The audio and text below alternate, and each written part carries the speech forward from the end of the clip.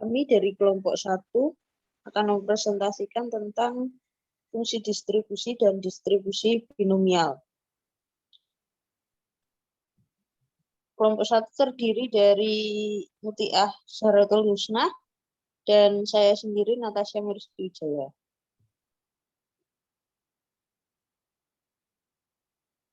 Oke. Yang pertama, fungsi distribusi. Suatu fungsi yang dapat menggambarkan sifat dasar karakter dari suatu variabel random. Jenis fungsi distribusi yang pertama, fungsi distribusi probabilitas diskrit. Yang kedua, fungsi distribusi probabilitas kontinu. Jenis fungsi distribusi probabilitas diskrit terdiri dari 3. Yang pertama, fungsi distribusi binomial. Lalu fungsi distribusi Poisson. Yang ketiga, fungsi distribusi hipergeometrik. Fungsi distribusi probabilitas kontinu terdiri dari 4. Yang pertama, fungsi distribusi normal. Yang kedua, fungsi distribusi T-student. Yang ketiga, fungsi distribusi G kuadrat. Yang keempat, fungsi distribusi F Fisher. Oke, yang pertama, fungsi distribusi normal. Distribusi normal merupakan salah satu jenis distribusi dengan variabel acak yang kontinu. Pada distribusi normal terdapat kurva atau grafik yang digambarkan menyerupai bentuk lonceng. Distribusi normal dapat disebut juga sebagai distribusi Gauss. Fungsi distribusi normal sebagai berikut.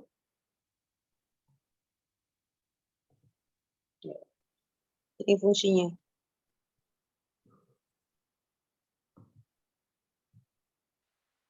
Fungsi fx sama dengan 1 per simpangan baku kali akar 2pi dikali bilangan eksponensial pangkat min setengah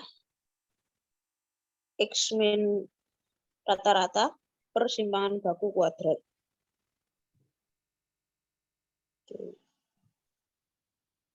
Nilai Z dapat dihitung dengan cara x min rata-rata per simpangan baku. Lalu selanjutnya distribusi T-student. Jadi rumus fungsi distribusi T-student adalah T sama dengan X bar min rata-rata per standar deviasi per akar N. N yaitu banyaknya sampel. Sifat dari distribusi T-student mempunyai rata-rata sama dengan 0, tetapi dengan standar deviasi yang berbeda-beda sesuai dengan besarnya sampel. Semakin besar sampel, maka semakin mendekati distribusi normal. Lalu distribusi G kuadrat. Definisinya, G kuadrat atau X kuadrat suatu sampel adalah teknik statistik yang digunakan untuk menguji hipotesis. Apabila dalam populasi terdiri atas 2 atau lebih kelas, di mana data berbentuk nominal dan sampelnya besar. Rumus G kuadrat adalah X kuadrat sama dengan sigma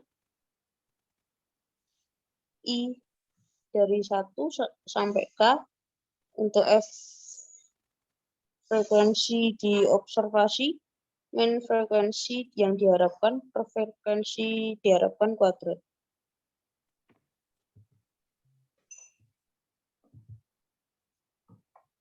Oke, selanjutnya distribusi F. Distribusi F suatu variabel random kontinu X dikatakan berdistribusi F dengan derajat kebebasan V1 dan V2 jika fungsi densitasnya berbentuk seperti berikut. Berikut kurva dari distribusi F.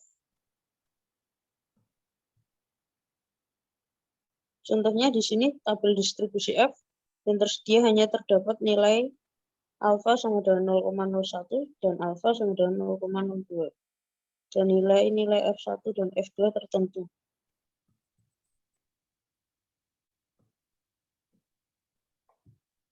Contoh F untuk alfa 0,05 4, untuk F1 4 dan F2-nya 9. Sama dengan 3,63. Jika variabel random continue X berdistribusi F dan derajat kebebasan V1 dan V2, maka rata-rata sama dengan V2 per V2 min 2 untuk V2 lebih dari 2. Dan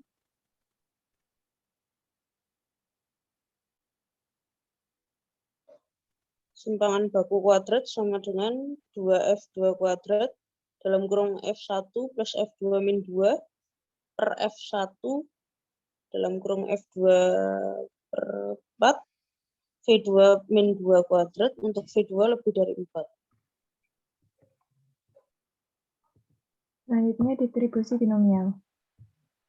Sebuah eksperimen sering dilakukan berulang-ulang yang setiap kali ulangan mempunyai dua kemungkinan hasil. Yang dua hasil tersebut dapat disebut sukses dan gagal. Misalnya dalam pelambungan sebuah mata uang sebanyak 5 kali, maka setiap kali pelambungan hanya akan terjadi dua kemungkinan, yaitu muncul angka ataupun muncul gambar. Apabila munculnya A disebut sukses, maka munculnya G atau gambar disebut gagal.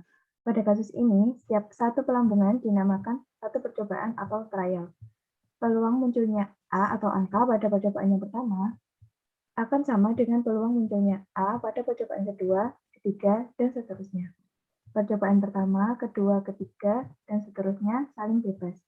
Eksperimen semacam ini disebut eksperimen binomial atau eksperimen Bernoulli.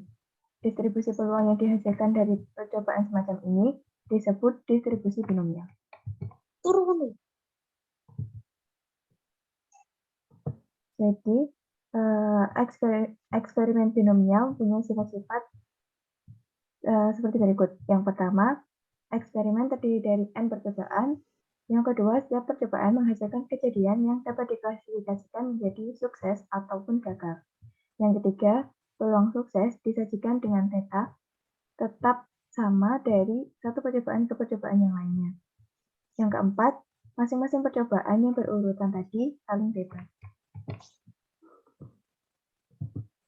Kemudian, suatu variabel random discrete X dikatakan mempunyai distribusi binomial dengan parameter N dan theta jika fungsi peluangnya berbentuk B X N theta sama dengan N X theta pangkat X dalam kurung 1 min theta pangkat N min X. Untuk X sama dengan 0, 1, 2, dan seterusnya N. Dengan X sama dengan banyaknya sukses, N banyaknya ulangan bebas, dan theta merupakan peluang memperoleh sukses pada percobaan ulangan tunggal. Perhatikan bahwa Nx sama dengan N faktorial per X faktorial dalam kurung N min X faktorial. Dengan N faktorial itu 1 kali 2 kali 3 kali dan seterusnya sampai N. Untuk beberapa nilai N dan theta tertentu, nilai B, X, N, theta dapat dilihat pada tabel distribusi binomial. Bahwa dipenuhinya fungsi peluang bagi B, X, N, dan theta karena alasan berikut. Yang pertama, B, X, N, theta lebih dari sama dengan sebab ketiga faktor yaitu non negatif dan sigma X sama dengan 0 sampai N dari N X theta pangkat X 1 min theta pangkat N min X sama dengan 1 plus 1 min theta pangkat N sama dengan 1 pangkat N sama dengan 1. Kemudian untuk contoh soalnya, dalam pelambungan sebuah mata uang 3 kali, didefinisikan X sama dengan banyaknya angka yang muncul. Berapa peluang muncul 2 angka?